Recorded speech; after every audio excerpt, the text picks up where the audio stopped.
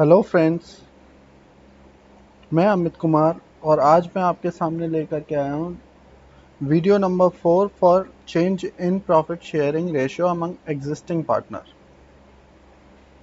इस वीडियो का टॉपिक है accounting for revaluation of assets and liabilities.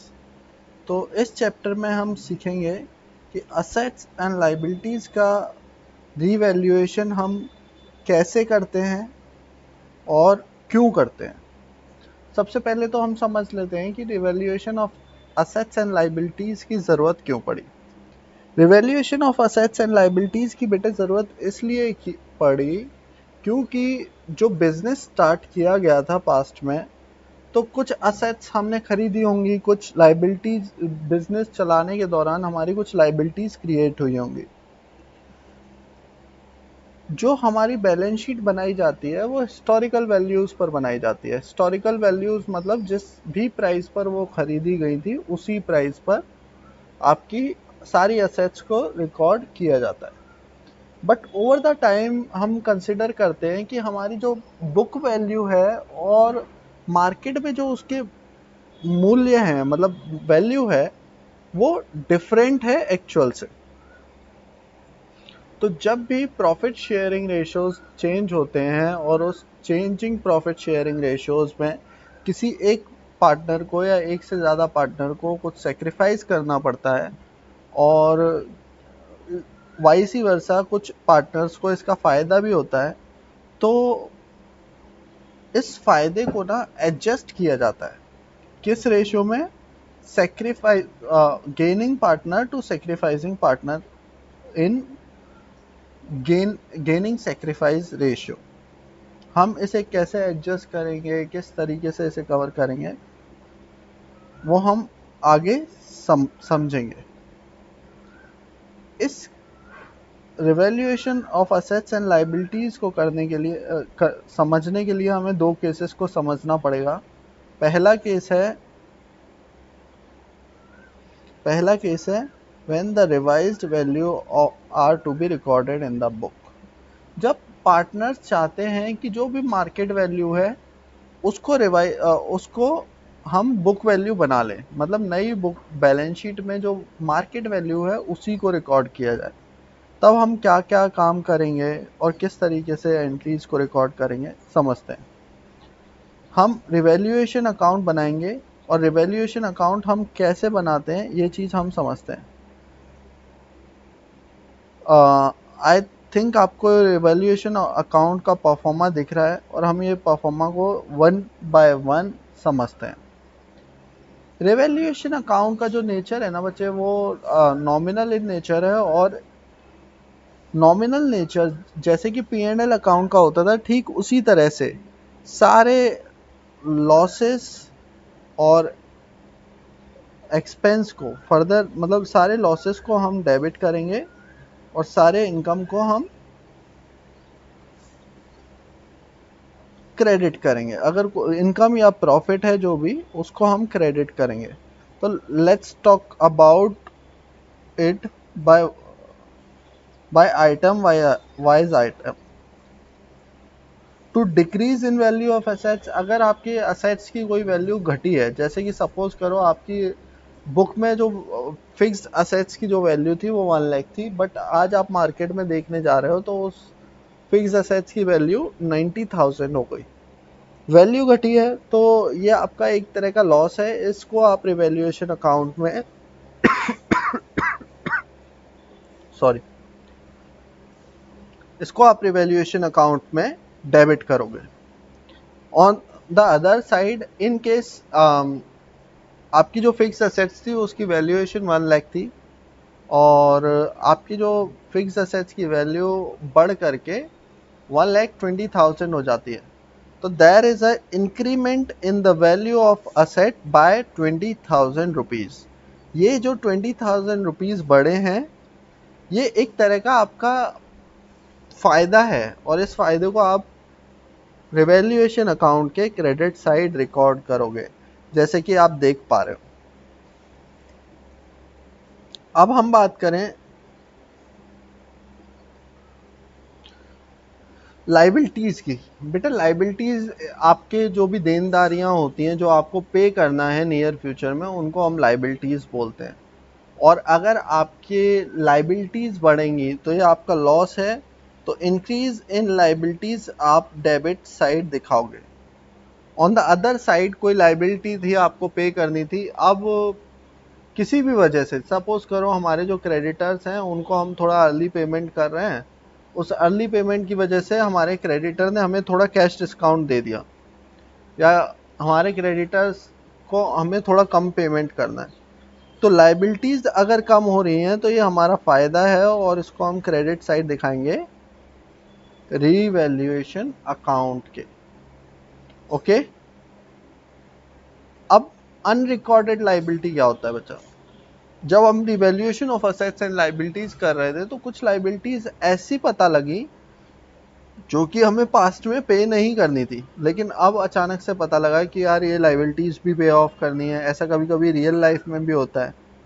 तो ठीक उसी तरह से बिजनेस लाइफ में भी ऐसा हो जाता है कि कोई लाइबिलिटी हमें अनरिकॉर्डेड मिली हो, अब हमें फ्यूचर में पे करनी है, तो अचानक से कोई खर्चा आ जाए तो ये एक तरह का लॉस माना जाता है and it will be debited to the revaluation account. आप इसे रिवैल्यूएशन अकाउंट में डेबिट करोगे। इसके बाद point number second, point number 6 actually, कोई आपको अनरिकॉर्डेड असेट्स मिलती है, उस अनरिकॉर्डेड असेट्स, वो अनरिकॉर्डेड असेट्स आपके लिए एक तरह का फ़ायदा है और आप उसे रिवैल्यूएशन अकाउंट में क्रेडिट करोगे बेटा। ओके, अब हम बात करते हैं आगे। बेटा इस साइड आइटम आएंगे कुछ और इस साइड आइटम आएंगे। यहां तक कोई दिक्कत कोई नहीं होगी।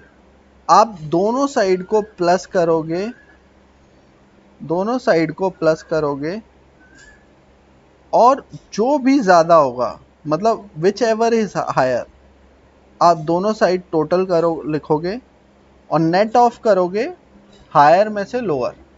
सपोज करो आपका डेबिट हायर है, तो आपके लॉसेस अगर हायर हैं तो आपको समझ में आ रहा है कि भाई लॉस हो गए, मतलब जो भी प्रॉफिट्स हैं उससे ज़्यादा लॉसेस हैं। तो आपको इस कंडीशन में जो नेट इफेक्ट हुआ वो नेगेटिव हुआ, जिसे हम बोलेंगे लॉस ऑन रिवैल्यूएशन। इस लॉस ऑन रिवैल्यूएशन को आप ट्रांसफ़र करोगे ओल्ड पीएसआर में, ओल्ड प्रॉफिट शेयरिंग रेशियोज में, और यहाँ पर नरेट करोगे या लिखोगे to loss by loss transfer to partners capital और करेंट अकाउंट। अगर आपकी कैपिटल फ्लक्चुएटिंग है तो आप कैपिटल अकाउंट का यूज करोगे, और इन केस आपकी कैपिटल फिक्स्ड है तो आप करेंट अकाउंट को लिखोगे, मतलब करेंट अकाउंट का यूज करोगे। और ये जो भी डिस्ट्रीब्यूशन होगा ओल्ड पार्टनर में ओल्ड रेशियो में होगा। ठीक, अब ये बात आ गई कि डेबिट अगर ये साइड बड़ी थी तो हम कैसे एडजस्टमेंट करेंगे। अगर सपोज करो credit side is higher, credit side अगर ज्यादा है तो प्रॉफिट्स वाले आइटम्स ज्यादा है इन कंपैरिजन टू लॉस वाले आइटम्स। तो नेट इफेक्ट क्या हुआ बच्चे? पॉजिटिव। पॉजिटिव मतलब प्रॉफिट, जो भी आपका प्रॉफिट आया है उसको आप डिस्ट्रीब्यूट करोगे ओल्ड पीएसआर में ओल्ड पार्टनर्स को, और आप नरेट करोगे या यहाँ पर लिखोगे to profit transfer to partners capital in case of capital are fluctuating, and if capital are fixed then we'll use current account. Okay, let's understand it by an example. हम इसे एक एग्जाम्पल के साथ समझेंगे। चलते हैं हम आगे।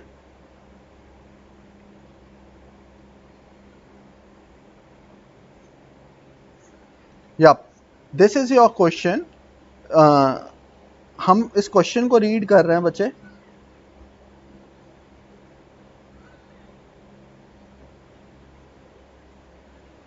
ए बी सी 3 पार्टनर हैं, 3-3-2 में शेयर करते हैं। बैलेंस शीट दी हुई है 31 मार्च 2019 को। Liabilities, sundry creditors, general reserve, तीनों पार्टनर्स की कैपिटल दी गई हैं। ओके, इसके बाद असेट साइड हम देखते हैं। कैश अकाउंट दिया हुआ है, सन्ड्री डेटर अकाउंट दिया हुआ है, स्टॉक दिया हुआ है, मशीनरी दी हुई है, बिल्डिंग दी हुई है, और सारे आइटम्स के रेस्पेक्टिव फिगर्स दिए हुए हैं। इसके बाद कुछ एडजस्टमेंट दी हुई हैं। एडजस्टमेंट पर जाने से पहले हम ये देख लेते हैं कि सवाल क्या मांग रहा है। सवाल हमसे पूछ रहा है, partners are agreed that the revise values are to be recorded in the books. Revised value मतलब जो भी मार्केट वैल्यू है, नई मार्केट वैल्यू, उसको हम बैलेंस शीट में लिखेंगे। ठीक। They do not however want to distribute general reserve. ये लोग जनरल रिजर्व को डिस्ट्रीब्यूट नहीं करना चाहते बैलेंस शीट में जो है। बाकी हमें क्या करना है, जर्नल एंट्री बनानी है, कैपिटल अकाउंट बनाना है, और रिवाइज्ड बैलेंस शीट बनानी है। तो let's consider it one by one. ठीक। एक बात बच्चे मेरी ध्यान से सुनना, इस क्वेश्चन को ना हम बढ़ाकर नहीं रख सकते, हम सिरदर्दी नहीं पाल सकते इस क्वेश्चन को सॉल्व करने के लिए कि भाई पूरा क्वेश्चन बार बार रीड करें और बार बार रिकॉर्ड करें। तो जब भी पार्टनरशिप का कोई भी लॉन्ग क्वेश्चन आप लगा रहे हो 8 मार्क्स का या 6 मार्क्स का, तो उसे कवर करने के लिए आप एक प्रिंसिपल पर काम करोगे, और वो प्रिंसिपल है रीड, रिकॉर्ड एंड फॉरगेट। पहले आप क्वेश्चन को वन बाय वन रीड करोगे, रीड करने के बाद में उसे रिकॉर्ड करोगे, और रिकॉर्ड करने के बाद में भूल जाओगे कि वो क्वेश्चन में पॉइंट था भी। ठीक। जैसे कैसे, मैं रीड कर रहा हूं पॉइंट नंबर 1,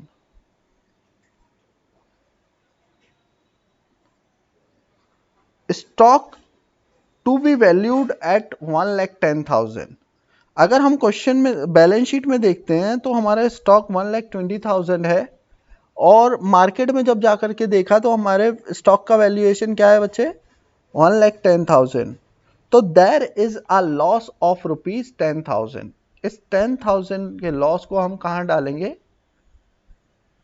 रिवैल्यूएशन अकाउंट के डेबिट में। और जर्नल एंट्री क्या होगी, revaluation account debit to stock.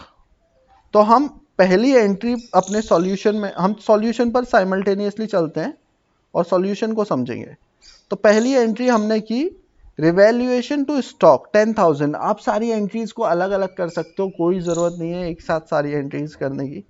तो आपने पहली एडजस्टमेंट रीड की, रिकॉर्ड की।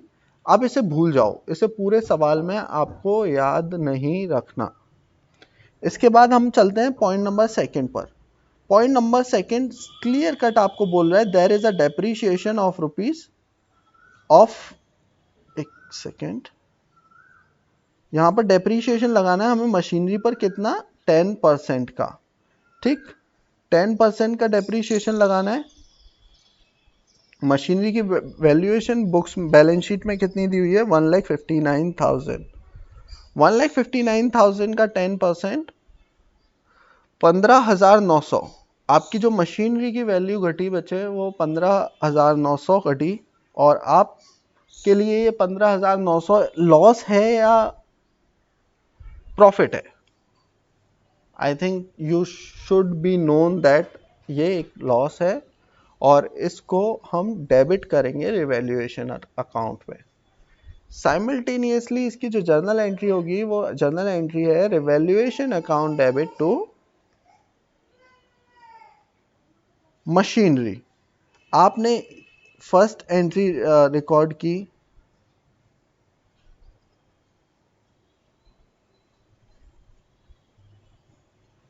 आपने फर्स्ट एंट्री रिकॉर्ड की, दूसरी एंट्री भी रिकॉर्ड, मतलब दूसरी एंट्री भी रिकॉर्ड कर ली। ठीक, ओके। अब हम चलते हैं अपने पॉइंट नंबर 3 पर। हमने 2 पॉइंट रिकॉर्ड कर लिए, अब इनकी तरफ पूरे सवाल में हमें कहीं नहीं देखना, ये बात आप अपने दिमाग में बिठा लीजिए। ठीक, अब हम चलते हैं अपने पॉइंट नंबर 3 पर। And the point number 3 is, अच्छा हाँ, अकाउंटिंग का एक प्रिंसिपल और है, कोई भी एडजस्टमेंट है, अकाउंटिंग जो काम करती है वो डबल एंट्री सिस्टम पर काम करती है।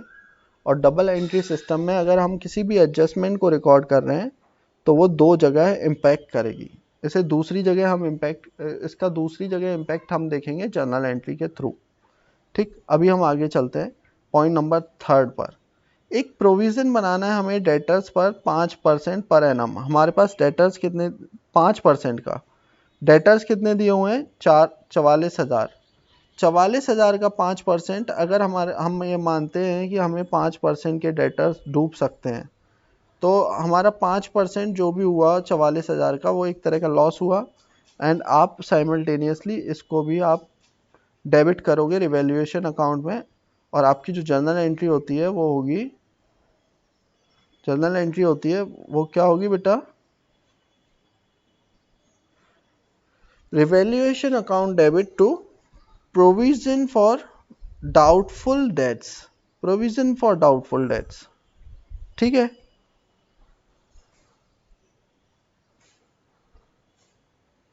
प्रोविजन फॉर डाउटफुल डेट्स 2200 रुपये।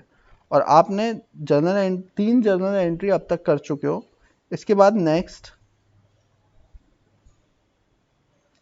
Building to be appreciated by 20%। Appreciation is just of depreciation.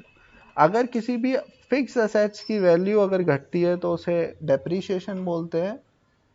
ठीक, और अगर किसी भी फिक्स असेट्स की वैल्यू बढ़ती है तो उसे एप्रिशिएशन बोलते हैं। फिक्स असेट्स की वैल्यू कितनी दी हुई है बिल्डिंग की, इधर 2 लाख रुपए।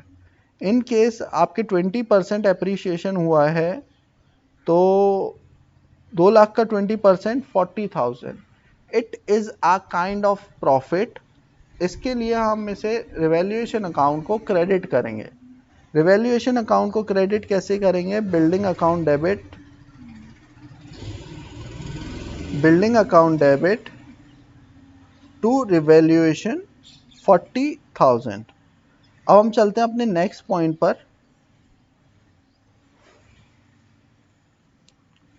ये पॉइंट खत्म।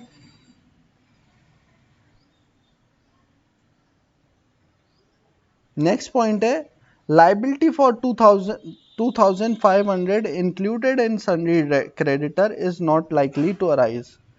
कुछ 2500 रुपये हमारे क्रेडिटर्स में ऐसे हैं, कुछ 2500 रुपये हमारे क्रेडिटर्स में ऐसे हैं जो हमें अब पे ही नहीं करने। अगर कोई पेमेंट ही नहीं करना क्रेडिटर्स को तो एक तरह से हमारी लाइबिलिटी कम हुई। लाइबिलिटी कम हुई तो decrease in liability is kind of profit, और आप उसको रिकॉर्ड करोगे रिवैल्यूएशन अकाउंट के क्रेडिट साइड, और journal entry will be creditors account debit to revaluation. आप यहां देख पा रहे हो जर्नल एंट्री को, creditors account debit to revaluation. Okay, अब हम देखते हैं नेट फायदा या नेट लॉस कितना हुआ। हम इन दो एंट्रीज को कंपेयर करें बेटा। हम कंपेयर किस चीज को करेंगे, हम देखेंगे रिवैल्यूएशन कितना डेबिट हो रहा है टोटल, और रिवैल्यूएशन कितना क्रेडिट हो रहा है टोटल। इन केस क्रेडिट ज़्यादा होगा तो प्रॉफिट, और इन केस लॉस वो डेबिट ज़्यादा होगा तो लॉस। तो हमारा क्रेडिट कितना है रिवैल्यूएशन, हमारा रिवैल्यूएशन टोटल क्रेडिट कितना है,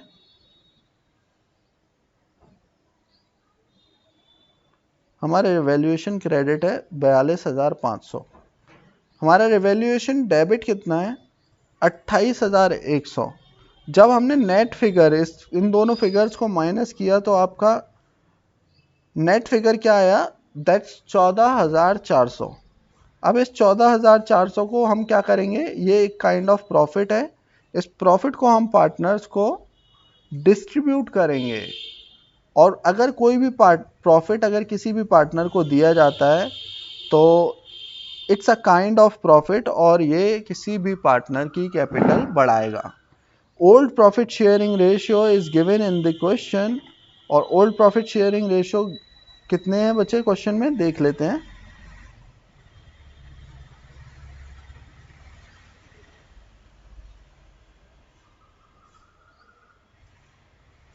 एक सेकेंड बेटा, ओल्ड प्रॉफिट शेयरिंग रेशियो है बेटा 332, और 14,400 को जब 332 में डिवाइड किया जाएगा, 14,400 को जब 332 में डिवाइड किया जाएगा तो 5400 तो मिलेंगे ए को, 5400 मिलेंगे बी को, एंड 3600 मिलेंगे सी को।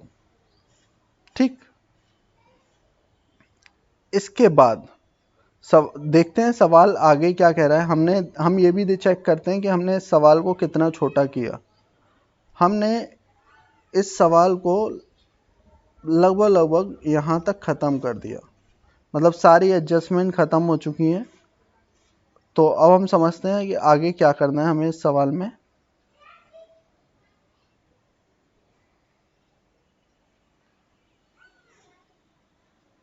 इस सवाल में अब हमें कैपिटल अकाउंट बनाने हैं बच्चे, कैपिटल अकाउंट। ठीक, और कैपिटल अकाउंट हम किस तरीके से बनाएंगे, let's check it. Come to our capital account. ठीक, कैपिटल अकाउंट ये रहा बच्चा हमारा। जो भी कैपिटल्स दी हुई हैं पार्टनर्स की उनको हम रिकॉर्ड करेंगे। ठीक, जो भी कैपिटल दी हुई हैं उनको हम रिकॉर्ड करेंगे। ए की कैपिटल दी हुई है 2 लाख रुपए, बी की कैपिटल दी हुई है 1.5 लाख रुपए, और सी की कैपिटल भी 1.5 लाख रुपए। हमें बेटा रिवैल्यूएशन पर एक प्रॉफिट हुआ था, हमने डिवाइड किया था 5400 और 3600। ठीक, इसके बाद में हम देखते हैं अपनी बैलेंस शीट को बच्चे। ठीक, हमने जो क्वेश्चन शॉर्ट किया है ना बेटा, उसे ध्यान से देखो। हमने सारी एडजस्टमेंट को कवर कर लिया, बट अभी हमने बैलेंस शीट के आइटम, किसी भी आइटम को देखा तक भी नहीं है, except those are in adjustment. तो हम देखते हैं जनरल रिजर्व। बेटा general reserve is a part of accumulated profits और रिजर्व्स, और इसको हमें पार्टनर्स को डिस्ट्रीब्यूट करना होता है। इन केस कोई पार्टनर, सारे पार्टनर्स इस बात के लिए राजी हैं कि इसे डिस्ट्रीब्यूट ना किया जाए, तो एक एडजस्टमेंट एंट्री पास की जाती है। किस रेशियो में, गेनिंग टू सेक्रीफाइसिंग रेशियो में। जो भी पार्टनर गेन करता है वो इस जो भी अमाउंट है एक्यूमुलेटेड प्रॉफिट और रिजर्व का, उसके अकॉर्डिंग एक पेमेंट करता है सेक्रीफाइसिंग पार्टनर को। क्या कहा मैंने, रिपीट करते हैं। गेनिंग पार्टनर एक अमाउंट पे करता है सेक्रीफाइसिंग पार्टनर को, किस रेशियो में, जिस भी रेशियो में उसने एक्यूमुलेटेड प्रॉफिट्स और रिजर्व का, मतलब जो भी रेशियो उसने गेन किया है उस रेशियो में। देख लेते हैं। आप देख रहे हो बेटा ओल्ड रेशियो दिए हुए हैं। अच्छा है, इसके लिए हमें गेनिंग सेक्रीफाइसिंग रेशियो निकालने पड़ेंगे, तो हम गेनिंग और सेक्रीफाइस निकालते हैं। ओल्ड रेशियो दिए हुए हैं, न्यू रेशियो दिया हुआ है। ठीक, इसे ओल्ड माइनस न्यू करेंगे बेटा, ओल्ड माइनस न्यू, और आपका जो फिगर रिजल्ट है वो माइनस में आया, तो ए को हो गया गेन।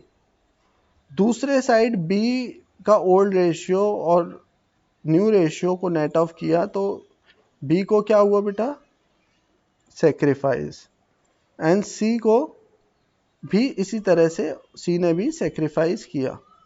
ओके, जब ये तीनों पार्टनर का गेन और सेक्रीफाइस हमें निकल के आ गया, तो अब हम देखते हैं 5:72, मतलब हम इसे मल्टीप्लाई करेंगे जो भी हमें रिजर्व्स के अमाउंट दिए हुए हैं। जब हम इसका मल्टीप्लाई करते हैं बच्चे, जब हम इसका मल्टीप्लाई करते हैं तो हमारे पास एक फिगर आया 2500। जब बी के लिए मल्टीप्लाई करते हैं उसके रेशियो का, तो हमारे पास फिगर आया 1500, और जब सी के लिए मल्टीप्लाई करते हैं उसके रेशियो का, तो फिगर आया 1000। इसमें जो गेनिंग पार्टनर है वो है ए, और सेक्रीफाइसिंग पार्टनर है वो है बी और सी। तो जो जर्नल एंट्री होगी वो हमारी होगी gaining partner to sacrificing partner. Now I will move to our journal entry. हम अपनी जर्नल एंट्री देख रहे हैं बेटा।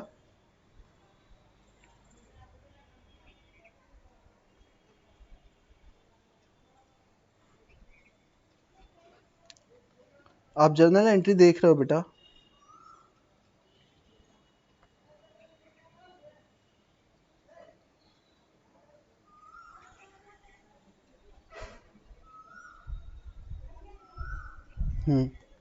A's capital account debit 2500, B's capital account to B's capital account and to C's capital account 1500 and 1000 being adjustment made for general reserve. यहाँ तक बात clear है? क्योंकि हमने जनरल रिजर्व की एडजस्टमेंट करने के लिए ए के कैपिटल अकाउंट को कम किया है और बी और सी के कैपिटल अकाउंट को बढ़ाया है, तो इसे पार्टनर्स कैपिटल अकाउंट में हम कैसे बढ़ाएंगे देखते हैं बेटा। पार्टनर्स कैपिटल अकाउंट में ए, बी और सी के कैपिटल क्रेडिट हो जाएंगे किस नाम से? ए के नाम से, कि भाई ये जो कैपिटल बढ़ी है, क्यों बढ़ी है? क्योंकि ए ने कुछ पेमेंट किया है बी और सी को। ऑन द अदर हैंड ए के कैपिटल अकाउंट कम हो जाएगा, क्यों? क्योंकि ए ने बी और सी को पेमेंट किया है 1500 और 1000 रुपए का। अब मेरी बात को बेटा आप ध्यान से सुनो, आप दोनों साइड का टोटल कर लोगे, जो भी ज़्यादा उसे दोनों तरफ लिख लोगे। जैसे कि हम देख रहे हैं इस क्वेश्चन में जो फिगर है हमारे पास वो डेबिट साइड पे ज़्यादा है, क्योंकि हायर फिगर ये लिखे हुए और इस साइड कोई भी फिगर ऐसा नहीं है जो हायर हो इनसे। तो मैंने जो भी टोटल बनता है उसको फाइनलाइज किया तीनों को, और सेम फिगर को एज इट इज़ मैंने डेबिट साइड भी लिखा। जब हम इसे नेट ऑफ करेंगे, नेट ऑफ का मतलब हायर में से लोअर माइनस करेंगे, तो हमारे पास एक फाइनल फिगर निकल करके आई। ए के लिए 2,02,900, बी के लिए 1,56,900 एंड सी के लिए 1,54,600। ये इन पार्टनर्स के नए कैपिटल अकाउंट्स आ गए हैं। अब हम नई बैलेंस शीट बनाएंगे किस वैल्यू पर? रिवाइज्ड वैल्यू पर। रिवाइज्ड वैल्यू पर जब हम नई बैलेंस शीट बनाने जाते हैं तो अब हमें जर्नल एंट्रीज का ध्यान रखना पड़ेगा बच्चे। जर्नल एंट्रीज में हमने क्या किया था? स्टॉक को कम किया था 10,000 से, मशीनरी को 15,900 से, प्रोविजन फॉर डाउटफुल डेट्स बनाए थे 2,200 के। तो हमें ये वैल्यू घटानी पड़ेगी बैलेंस शीट वैल्यू में से। इसी तरह से हमारे दो वैल्यूज बढ़े थे, क्रेडिटर्स कम हुए थे और बिल्डिंग्स बढ़े थे। तो बिल्डिंग्स अगर बढ़े हैं तो हमें असेट्स की वैल्यू बढ़ी हुई दिखानी पड़ेगी, क्रेडिटर्स अगर कम हुए हैं तो क्रेडिटर्स की वैल्यू घटाकर दिखानी पड़ेगी। तो हम वन बाय वन सारे आइटम्स को कवर करते हैं बैलेंस शीट के। Let's check it. Cash at bank जो सवाल में दिया हुआ था उसे हम एज इट इज लिखेंगे, जो सवाल में दिया था एज इट इज लिखेंगे। सन्ड्री डेटर्स बैलेंस शीट में दिया हुआ बेटा, सन्ड्री डेटर्स बैलेंस शीट में दिया हुआ 44,000 रुपये। अगर इसमें से 5% के provision for doubtful dates minus कर देते हैं, नेट फिगर आता है 41,800 का। स्टॉक दिया हुआ है 1,10,000 का, सॉरी स्टॉक दिया हुआ था 1,20,000 का, जिसमें हम फिगर्स को माइनस करके दिखा देंगे किस तरीके से। आप ध्यान देना बेटा।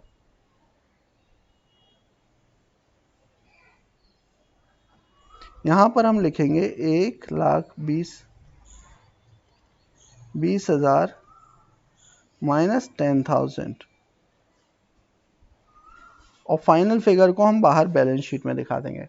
It's a bit limitation of us कि भाई हम इस चीज़ को बहुत ज़्यादा अच्छे तरीके से नहीं लिख पा रहे हैं जितना पेपर पर लिख पाते थे। बट आई होप और आई थिंक आपको समझ में आ रहा होगा आपको प्रेजेंट कैसे करना है बैलेंस शीट में। इसके बाद नेक्स्ट पॉइंट हमारे बैलेंस शीट मशीनरी थी 1,59,000 की,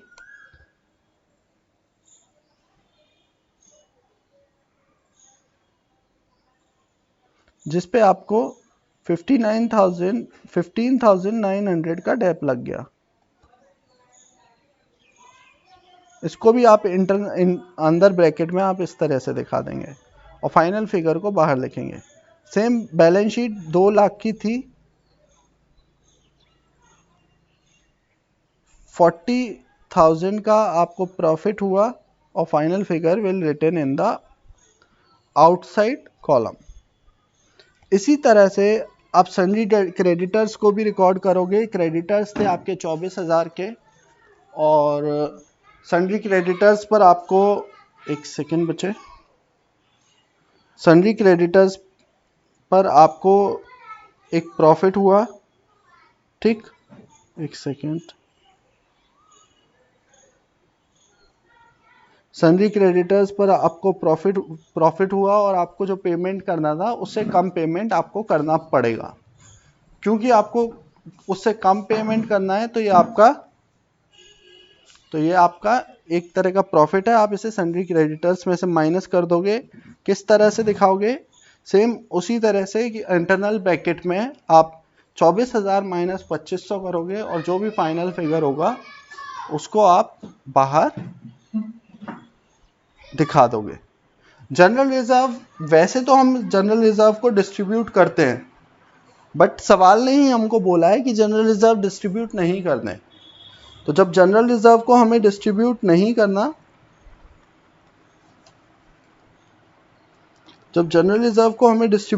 करना, तो हम एज इट इज उसे बैलेंस शीट में दिखाएंगे।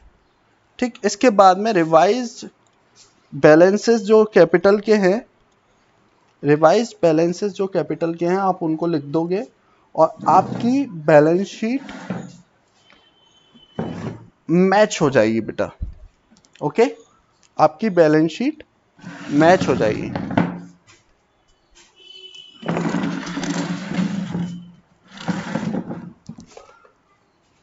ओके, इसके बाद बेटा आपका जो नेक्स्ट टॉपिक है, जब पार्टनर्स नहीं चाहते हैं कि जो बुक वैल्यू है उसको रिवाइज किया जाए।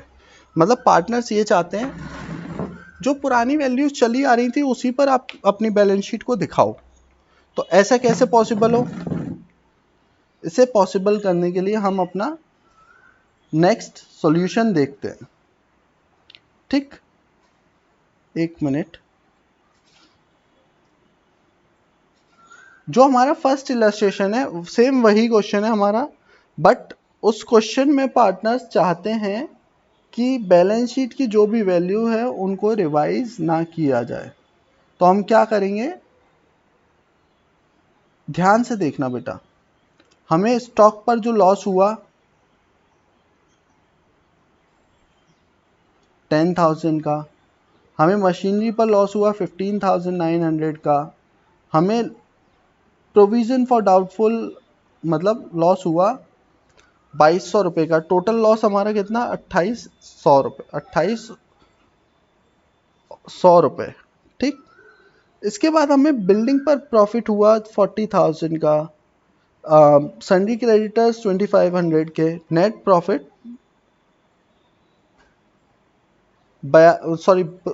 जो प्रॉफिट हुआ वो हमें 42,500 का हुआ।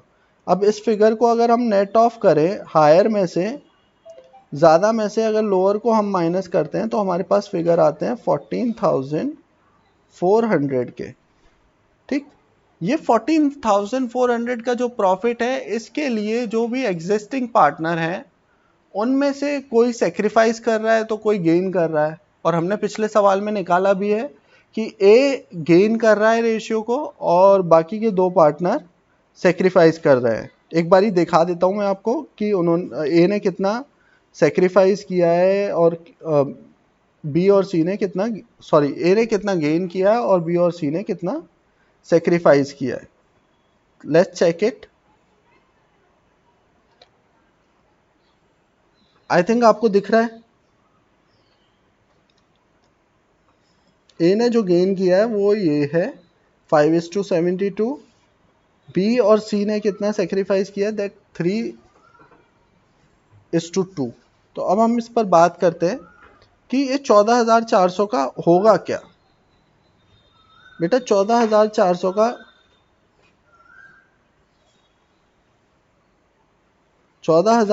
का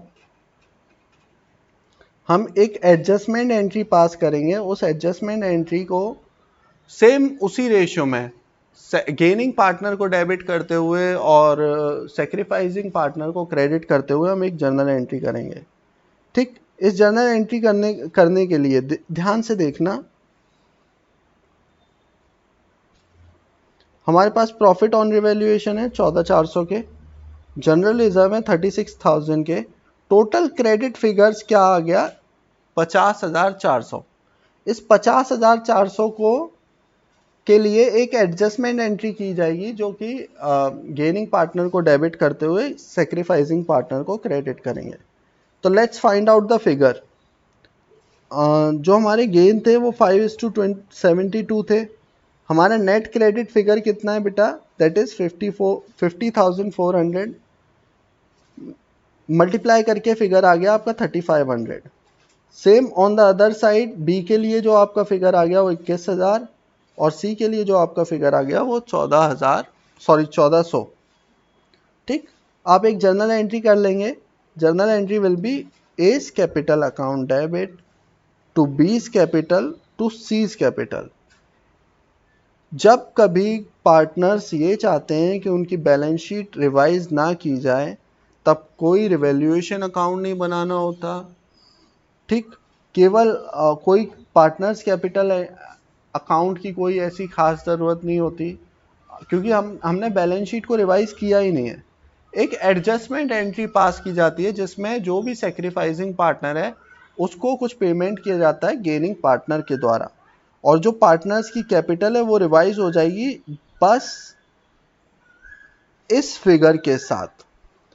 बी की कैपिटल 2,100 रुपये बढ़ जाएगी पहले के कंपैरिजन में, सी की कैपिटल 1,400 रुपये बढ़ जाएगी पहले के कंपैरिजन में, एंड ए की कैपिटल 3,500 रुपये कम हो जाएगी पहले के कंपैरिजन में।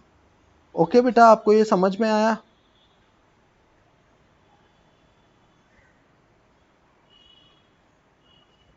ठीक, और आपकी कोई भी बैलेंस शीट रिवाइज नहीं हुई है, आपकी जैसी बैलेंस शीट पहले थी, देखना बच्चे,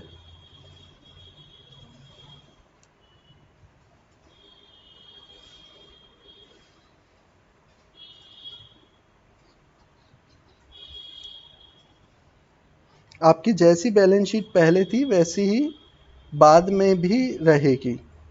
ठीक, हम बैलेंस शीट को देख लेते हैं एक बारी। सैंडरी क्रेडिटर्स 24,000 के थे, वही रहे। जनरल रिजर्व 36,000 के थे, वही रहे। कैश एट बैंक भी वही थे। सन्डी डेटर्स भी आपने रिवाइज नहीं किए, स्टॉक भी नहीं किया, मशीनरी भी नहीं की, बिल्डिंग भी नहीं की। तो रिवाइज क्या हुआ, सब कुछ तो वही है बच्चे। एक एडजस्टमेंट एंट्री पास की गई है जिसमें जो भी गेन कर रहा है वो कुछ पेमेंट करेगा सेक्रीफाइसिंग पार्टनर को, और हमारे इस एग्जांपल में गेन किसने किया, ए ने। ए की कैपिटल थी 2 लाख रुपीस, इसके माइनस हो गए,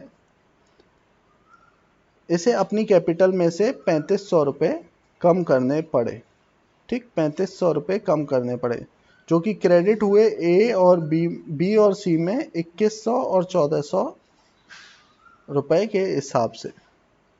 ठीक, ये समझ में आया बच्चे? आप इसी तरह से बैलेंस शीट का टोटल लगा लेंगे, आपके दोनों बैलेंसेस मैच कर जाएंगे।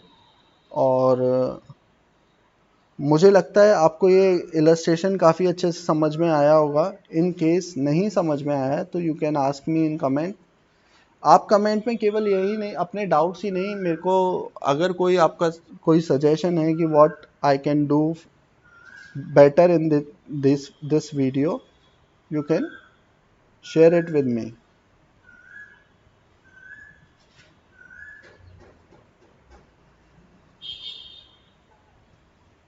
Thank you बच्चा, let's meet in another video।